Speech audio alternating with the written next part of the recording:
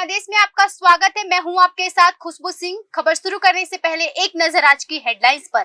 Headline के प्रायोजक है सुशीला चैरिटेबल ट्रस्ट, जहां लोक हित और विकलांग लोगों की सहायता करना ही है कर्म, जिसका एक ही नारा जनहित में योगदान कराना।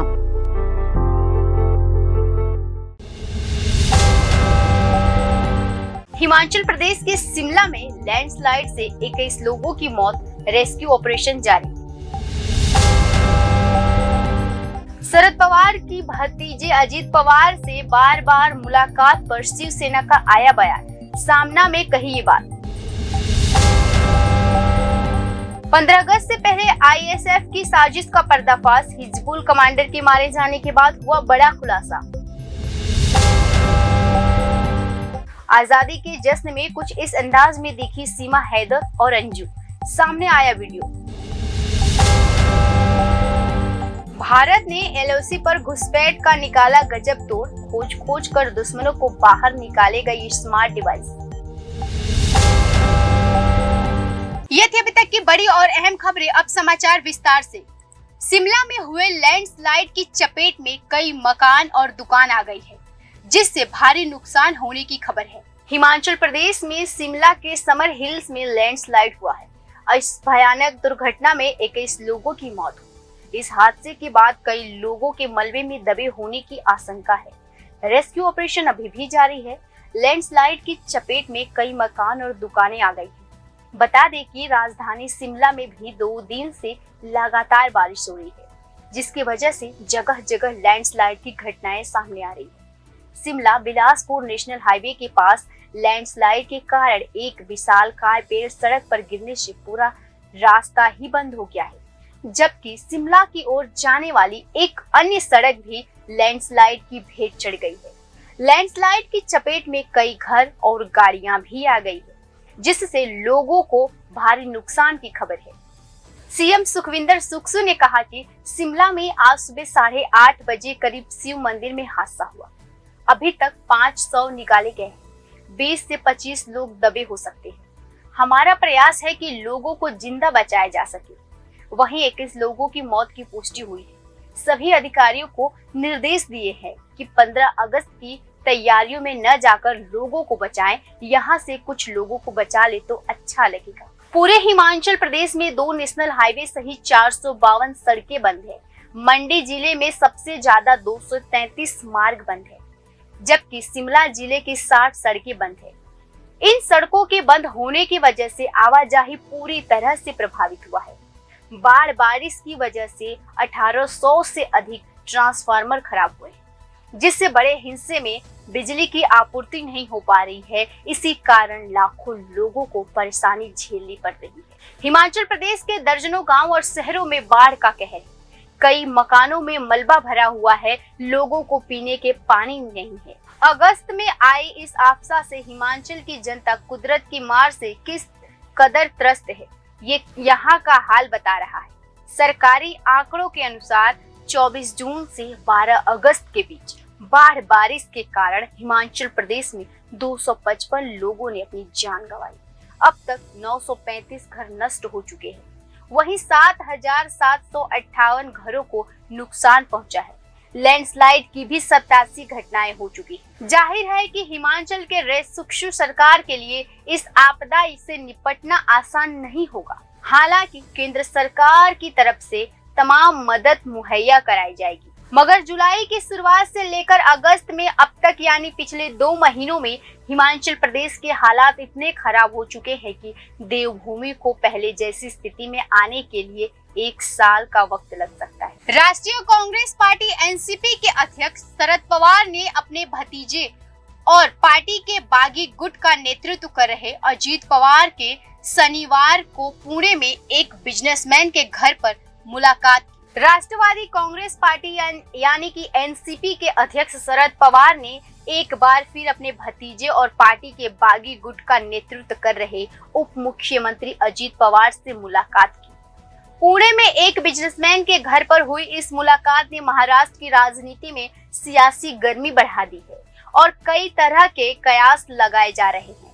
इस बीच शिवसेना ने शरद पवार पर निशाना साधा है और सामना के संपादकीय में कहा कि इस तरह की मुलाकात से लोगों में भ्रम की स्थिति पैदा हो रही है। शिवसेना के सामना में संपादकीय में लिखा, उप मुख्यमंत्री अजित पवार बार बार शरद पवार से मुलाकात के लिए कर रहे हैं और मजे की बात यह है कि शरद पवार किसी मुलाकात को टाल नहीं रहे।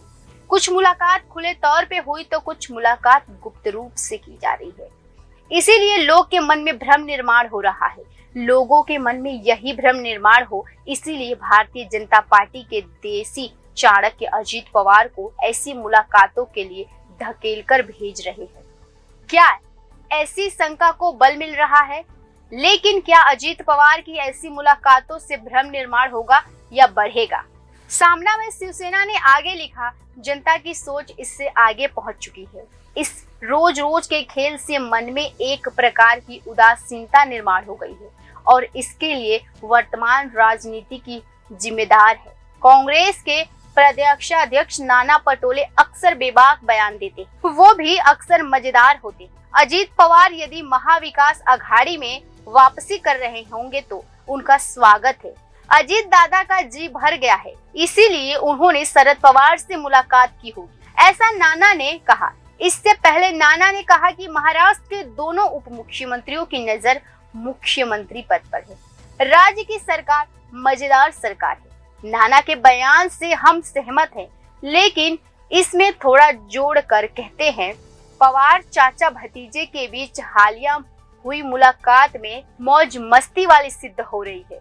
आखिर किस पर हंसा जाए और किस पर नाराजगी जाहिर किया जाए, यह महाराष्ट्र की समझ से परे हो गया है। शिवसेना ने आगे कहा, शरद पवार की छवि ऐसी मुलाकातों से मलिन हो रही है, यह ठीक नहीं है। अजित पवार द्वारा अपने समर्थक विधायकों के साथ साथ भाजपा की राह पकड़ने के बाद सबसे बड़ा मजाक बना एकनाथ शिंदे और उनके गुट। फिलहाल शिंदे बीमार हैं, उनकी तबीयत ज्यादा ही बिगड़ गई है और उन्हें जबरन अस्पताल में दाखिल करेंगे, ऐसा शिंदे समर्थक संजय सिरसाट ने कहा। शिंदे 24 घंटे काम करते हैं, इसीलिए वह बीमार पड़ गए। लेकिन शिंदे जो 24 घंटे काम करते हैं वह प्रत्यक्ष तौर पर महाराष्ट्र में कहीं भी दिखाई नहीं दे रहा है। किसी भी वक्त पद गंवाना पड़ सकता है। इस तरह से यदि उनकी नींद उड़ भी गई तो क्या उसे 24 घंटे काम करना नहीं कहते। शिवसेना ने सामना में आगे लिखा, शिंदे की जब भी नींद उड़ती है तब वही सीधे हेलीकॉप्टर से सतारा पहुंचकर अपने खेत में आराम करते हैं। इसका मतलब ये है कि 24 घंटे काम और उसके बाद 72 घंटे आराम, यह उनके जीवन का गणित बन गया है। ऐसा प्रतीत हो रहा है कि शिंदे की बीमार का ठिकरा अजित पवार पर फोड़ा जा रहा है। अजित पवार के सरकार में घुसने से शिंदे और उनके गुट के दिलों की धड़कन तेज हो गई है और मन अस्थिर हो गया है। उसमें भी अजित पवार के बीच बीच शरद पवार से मिलने से इस सभी के छोटे मस्तिष्क में पीड़ा शुरू हो गई है। लेकिन इसके लिए हमेशा दूर सतारा में जाकर आराम करना है, यह उपाय नहीं। शिंदे गुट को तुरंत अपने नेताओं को मुंबई थाने के अस्पताल में दाखिल कर इलाज शुरू करना चाहिए। शिवसेना ने आगे लिखा, शिंदे राज्य के मुख्यमंत्री हैं, इसीलिए सतारा जाकर देसी इलाज, जड़ी बूटी, जादू टोना, तंत्र मंत्र के माध्यम से इलाज करवाना उचित नहीं है। स्वास्थ्य ही संपत्ति है और इस संपत्ति की रक्षा खोखे से नहीं होती। दूसरी बात यह है कि मुख्यमंत्री पद का अमृतत्व लेकर किसी ने जन्म नहीं लिया है। मैं फिर आऊंगा कहने वाले को भी उप आदि बनकर बाहरी लोगों के नीचे चलना पड़ता है। लेकिन शिंदे को लगता था कि अंतिम सांस तक सिर्फ हम ही हैं। परंतु अजित पवार के कारण उनकी श्वास नलिकाओं में अवरोध पैदा हो गया है और हाल ही में उन्हें घुटन जैसा महसूस हो रहा है। इसीलिए मुख्यमंत्री को निरस्व तौर पर क्या तकलीफ हो रही है, उनकी बीमारी कितनी गहराई तक फैल चुकी है, बीमारी की जड़ क्या है, मर्ज का मूल क्या है, इस बारे में यदि स्वास्थ्य मंत्री विशेष बुलेटिन जारी करेंगे तो बेहतर होगा। शिंदे की तबीयत चिंताजनक है, ऐसा कहने वाले विधायक सिरसाट की बात यदि सही है तो उन्हें तुरंत इमरजेंसी वार्ड में दाखिल कर इलाज शुरू करना होगा। सामना में शिवसेना ने लिखा, महाराष्ट्र की राजनीति को फिलहाल जिस बीमारी ने पकड़ रखा है उसी बीमारी का कीड़ा मुख्यमंत्री के शरीर में घुस गया है। ऐसे में यदि उसका समय रहते इलाज नहीं किया तो कीड़ा महाराष्ट्र के समाज के मन में भी खोखला बनाए बगैर नहीं रहेगा। अजित पवार बार बार शरद पवार से मिल रहे हैं। यह एक महामारी है और मुख्यमंत्री शिंदे बीमार होकर हर बार आराम करने के लिए सतारा के खेत में हेलीकॉप्टर से उतरते हैं। यह महाराष्ट्र को ग्रसित मानसिक रोग है। इन भी दोनों बीमारियों में गुप्त जैसा कुछ नहीं रहा। राजनीति के इस डिजिटल युग में कुछ गुप्त नहीं रह रहा है। शिवसेना ने आगे लिखा, 4 दिन पहले गृह मंत्री अमित शाह पुणे में आए थे और इस मुलाकात में महाराष्ट्र में नेतृत्व परिवर्तन की दृष्टि से गुप्त बदलाव होने के गुप्त खबर फैलने के बाद मुख्यमंत्री शिंदे की बीमारी बढ़ गई। उनके गुट के लोगों को इस बीमारी को गंभीरता से लेना चाहिए। असल में यह बीमारी महाराष्ट्र को लगी है। इस बीमारी का जितना जल्दी हो सके नाश हो उतना ही अच्छा होगा। वर्तमान समय में उनके बीमारियों ने महाराष्ट्र को दुर्बल और जर्जर बना दिया है। इस पर दिल्ली की टोलियां महाराष्ट्र पर छापेमारी कर रही है। इन सब के बावजूद महाराष्ट्र फिर से खड़ा होगा। 2 पवारों की मजेदार मुलाकात और मुख्यमंत्री की बढ़ती बीमारी, यह उनकी व्यक्तिगत समस्या है, लेकिन महाराष्ट्र कोई मजाक नहीं, यह हम साफ तौर पर बता रहे हैं। 15 अगस्त से पहले पाकिस्तान के टेरर प्लान का पर्दाफाश हो चुका है। इसे निपटने के लिए भारतीय सेना ने अपना काउंटर ऑपरेशन शुरू कर दिया है। कश्मीर में आतंकी गतिविधियों पर लगाम लगने से दस्तगर्दों को पनाह देने वाली पाकिस्तान बौखला उठी है। पाकिस्तान ने एक बार फिर कश्मीर को आतंक की भट्टी में झोंकने की नई साजिश रची। खास बात यह है कि इस साजिश में पाकिस्तान आतंक के उन मोहरों का इस्तेमाल कर रहा है जो कभी घाटी के दहशत का पर्याप्त हुआ करती थी। दरअसल पाकिस्तान की सेना और वहां की खुफिया एजेंसी ISIS ने इस साजिश का ब्लूप्रिंट तैयार किया है। इसका खुलासा हिजबुल के डिविजनल कमांडर के एनकाउंटर के बाद हुआ। ISIS की साजिश के तहत कश्मीर से भागकर पोक गए आतंकवादियों को दोबारा घाटी में दहशत फैलाने के लिए भेजा जा रहा। ऐसा इसीलिए क्योंकि कश्मीर के युवाओं को अब ISIS और आतंकवादी सरगना बरगला नहीं पा रहे। आतंक के नए रंग रूट तैयार नहीं हो रहे और दहशत की दुकान कश्मीर में बंद हो गई है। लिहाजा ISIS जम्मू कश्मीर से सालों पहले पाकिस्तान गए और वहां पुराने वफादार आतंकवादियों का सहारा लेने की कोशिश कर रही है। जम्मू कश्मीर से एक समय पर पौक चले गए आतंकवादियों को पाकिस्तान एक बार फिर से जम्मू कश्मीर भेजकर आतंक फैलाने की साजिश रच रहा है। दरअसल इसका खुलासा तब हुआ जब सेना ने सोमवार को पोक से घुसपैठ कर भारतीय सीमा में आ रहे हिजबुल मुजाहिदीन के डिविजनल कमांडर मुनीर हुसैन को मार गिराया। बता दें कि हिजबुल मुजाहिदीन का डिविजनल कमांडर मुनीर हुसैन 1993 में पाकिस्तान चला गया था, लेकिन उसने दोबारा कश्मीर में घुसपैठ आतंकवाद फैलाने की साजिश रची। हालांकि उसे मार गिराया गया है। साथ ही भारतीय सेना ने पाकिस्तान के नए टेरर प्लान को डिकोड कर दिया है। सेना को पता लग गया है कि आतंक की दुकान ठप होने के बाद पाकिस्तान और पुराने आतंकवादियों को कश्मीर भेजने की कोशिश कर रहा। न सिर्फ मुनीर हुसैन बल्कि इसके अलावा हम बात कर रहे तो रफीक नाइफ और सुएब नामक 2 आतंकवादियों का नाम भी जम्मू कश्मीर में आतंकवादी हमले कराने की साजिश के पीछे सुरक्षा बलों ने पाया था। 15 अगस्त से पहले पाकिस्तान ने इस टेरर प्लान का भंडाफोड़ करने के बाद भारतीय सेना ने काउंटर ऑपरेशन भी शुरू कर दिया है। घाटी में छिपे पुराने आतंकवादियों, उनके सहायकारों को और लॉजिस्टिक प्रोवाइडर करने वाले लोगों की तलाश की जा रही है। साथ ही पहाड़ी और जंगली इलाकों में दबिश दी जा रही है। आजादी के जश्न में कुछ इस अंदाज में दिखी सीमा हैदर और अंजू और सीमा अब अपने नए देश के साथ प्यार दिखाने की कोशिश में लगी है और स्वतंत्रता दिवस से बेहतर मौका कहां होगा। दोनों के नए वीडियो भी सामने आए हैं। भारत से पाकिस्तान गई अंजू और पाकिस्तान से आई सीमा हैदर, दोनों की कहानी एक जैसी है। जज्बात एक है, मुल्क अलग अलग है। एक हिंदुस्तान की है तो दूसरी पड़ोसी मुल्क पाकिस्तान की।